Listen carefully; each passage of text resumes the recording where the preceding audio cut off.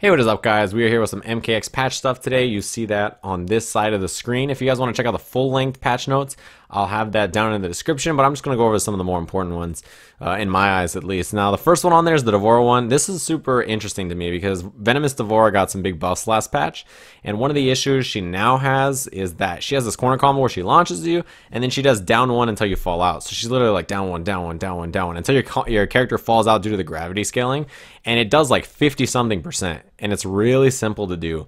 So whatever kind of adjustment they made to the poison stacks, it got messed up somehow, right? So they fixed that, which is great because I mean that variation needed some help, but like the 50% corner combos with like 11 down ones was weird. Not a big fan. Glad that they fixed that. Some of the other big 90% of this is all bug fixes, by the way. There's like no big nerfs or buffs here. The other one is probably the Quan Chi portal fix, where Quan Chi had this thing where you could pull out multiple portals in, which variation is that? Warlock? No, Summoner. Summoner. So in Summoner he could, wait, is it Summoner or is it Sorcerer? I don't know. I think it's Sorcerer. So in Sorcerer he could pull out multiple portals, right?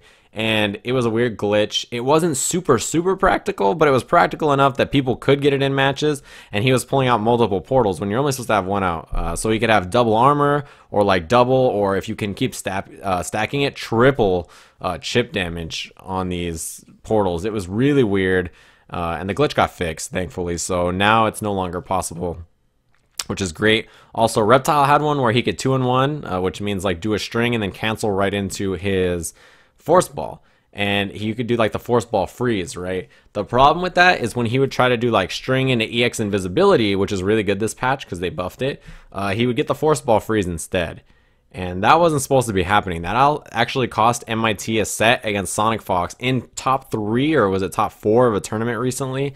So that's a really big bug. Thankfully that's fixed, and this character Reptile's gotten so many buffs. He's actually really popular at this point. A lot of people are playing him. They think he's strong. So that's a really big bug fix that helps him out. I think you're going to see a lot of Reptile in the next few months as long as the NRS doesn't drop another crazy patch that nerfs everybody. And the final one that's pretty big is the Takeda one, I think. Okay, he had like a string before, right? What is it? It says it on here. It's away, back punch, front punch, back punch, and kick together, right? So that's like back 1, 2, 1 plus 4, or whatever it is, or 1 plus 3. I think that's the string, whatever it is, right? It had a gap in it before where you could armor or backdash through. They fixed that. They took the gap away, but then it turned into like a semi-block infinite that was really, like, it was a block infinite against certain characters, and for other characters it was just really tough to get out of. So they made the gap there a little bit bigger, so it's easier to armor out, easier to hit a button to get out. Not quite the lockdown it was before, which some people might see as like a big thing, like, oh, let Takeda be good and blah, but block infinites against any character are not fun. And I'm glad that it's fixed. Even though if it wasn't a real block infinite against everybody, the fact that you had to be like frame perfect, standing 1 to get out or something is just like crazy. Like, come on.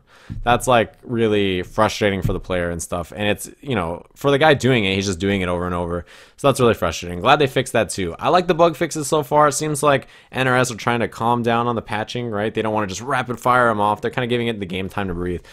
So I'm glad to see it's mostly bug fixes and not like another round 25 of buffs and nerfs. So I'll probably be playing some more MKX soon. I'm going to be streaming actually soon. I'm 99% sure I'm going to be getting Resident Evil 4. And I haven't played that game since like I was, you know, when I played it on GameCube back when I was in like junior high, or was that junior high? I think it was. So it's been a long time. And I'm thinking about playing through it again. I'm a real sucker when it comes to horror games. Everything scares me.